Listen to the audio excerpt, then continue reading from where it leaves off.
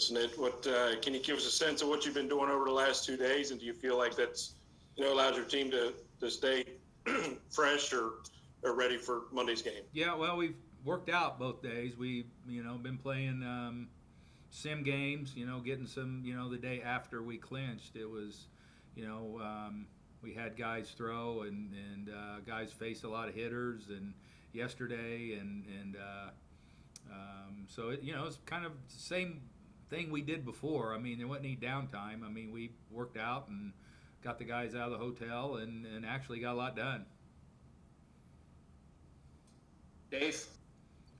Jay, did you guys work out today at Globe Life in Arlington, or are you still in Houston and then drive up to No, Dallas? we're getting ready to in about 20 minutes. We're here. We're in Arlington right now. So the Dodgers are working out now, and we'll follow them up.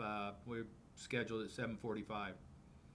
And what did you think of? I mean, no surprise, the Dodgers won that probably. What biggest challenge do they present?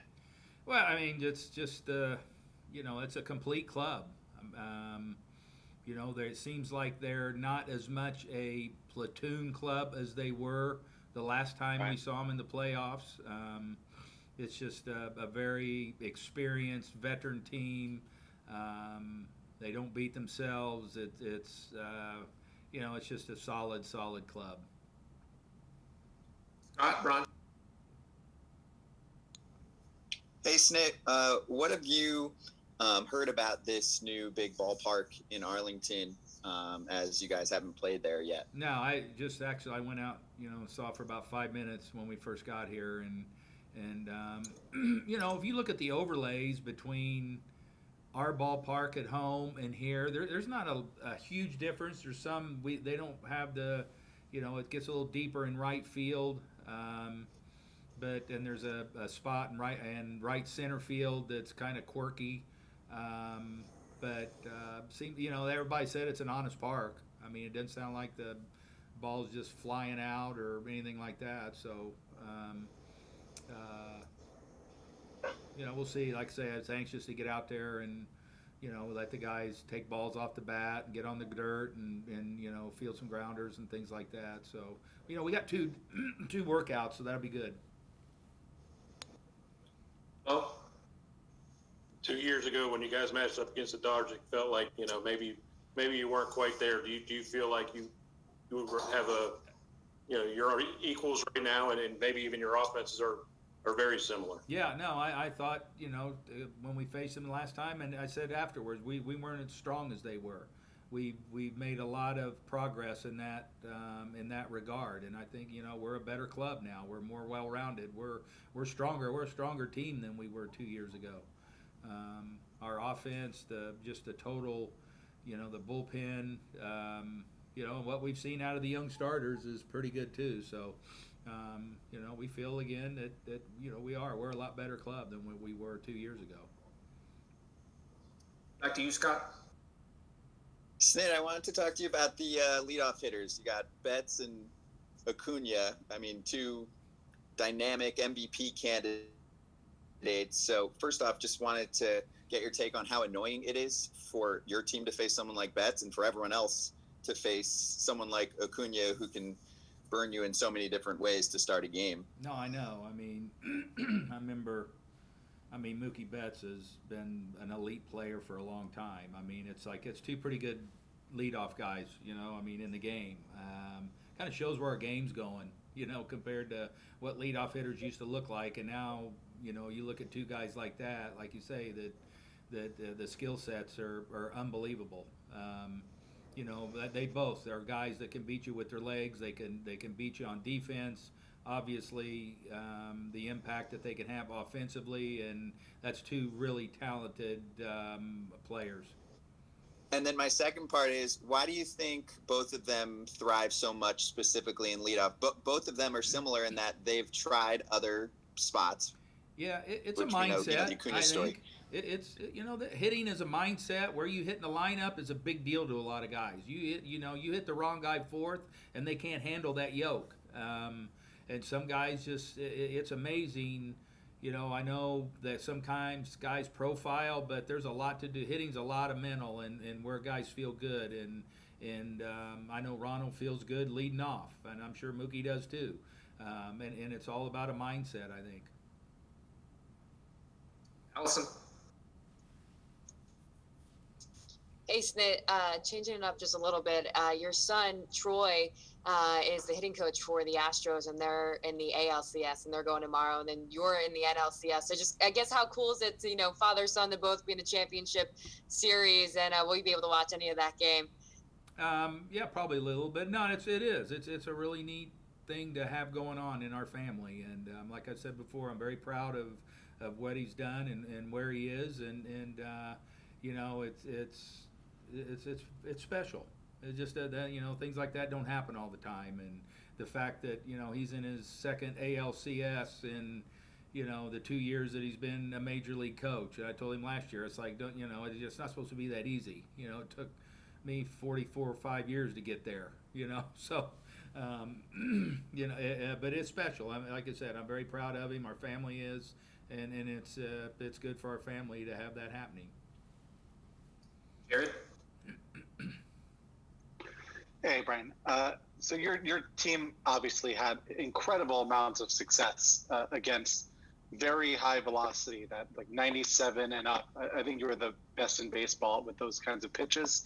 I'm wondering, one, what do you think makes your guys so good against that kind of heat? And two, what will that do in this series against a Dodgers team that has a lot of really big arms in that rotation?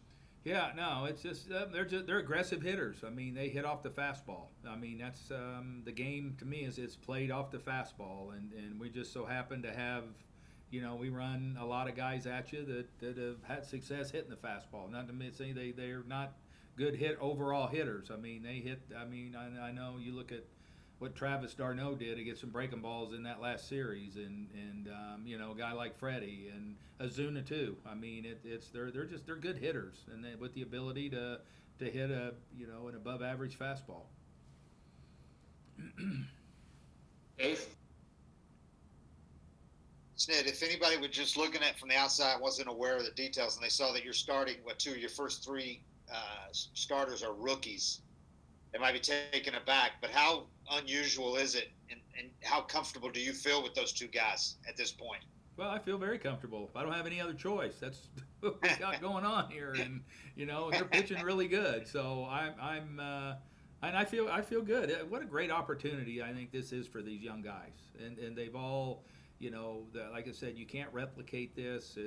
They've handled the moment to date. They've been really good. I love the way they've handled themselves. Max is no grizzled veteran either. I mean, you're talking about a young guy there too.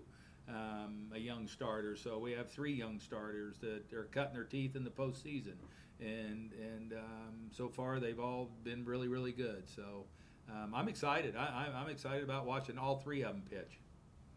Will you go with the same breakdown for this series? Roster breakdown 15-13. We haven't said it yet, but it's probably turned in that way. Yeah. Scott.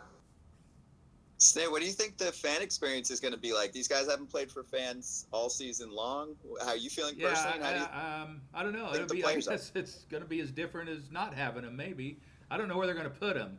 You know what I mean? If they're or how spread out they're going to be. I don't know. I haven't heard if they're going to continue to pipe noise in, even though there's limited numbers. I think it's going to be kind of neat. Kind of maybe we're crawling back to. Be a nice sign if we see people in the stands. I think make everybody feel good that we're trending in the right direction. Tyler? Yeah, Brian, your bullpen obviously has been such a strength for you. Beyond just the numbers, like what makes them so effective? Is there durability, their stuff, the variety? Like what is the best part of your bullpen? All the above, what you just said. I think it's a good mix of guys, a lot of different looks. It's a bullpen that especially this year with the 3-batter minimum, that they're not matchup guys. They're clean inning guys.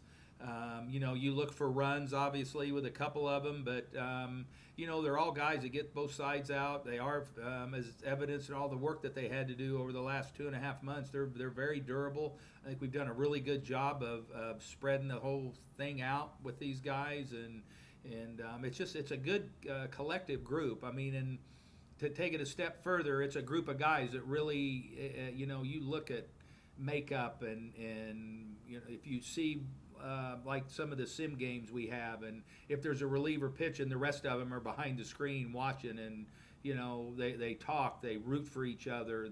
It's a really good mix of guys, and they're all pulling for each other, and for all the right reasons. So it's a really good collective group of guys. Thank you. Maria Torres.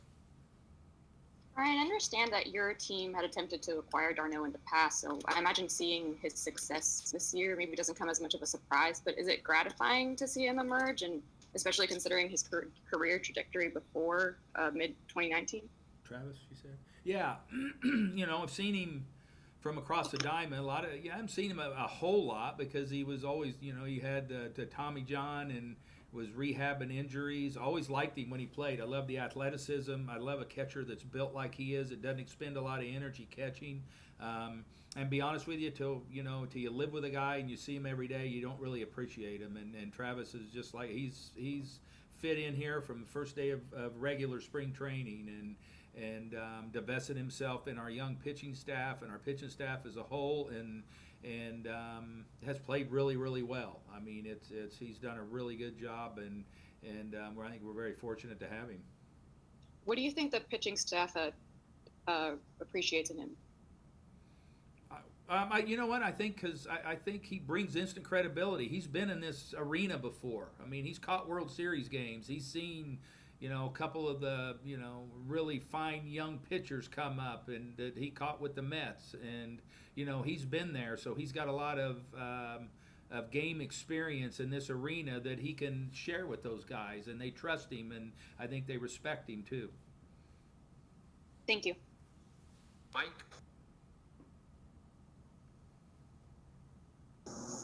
Hey, will your rotation stay exactly the same, and what do you envision the challenges with juggling some of your pitching decisions and usage with this 7 games and 7-day format? Yeah, you're going to have to be aware of that with no off days. I mean, it's like we're going to have to use everybody.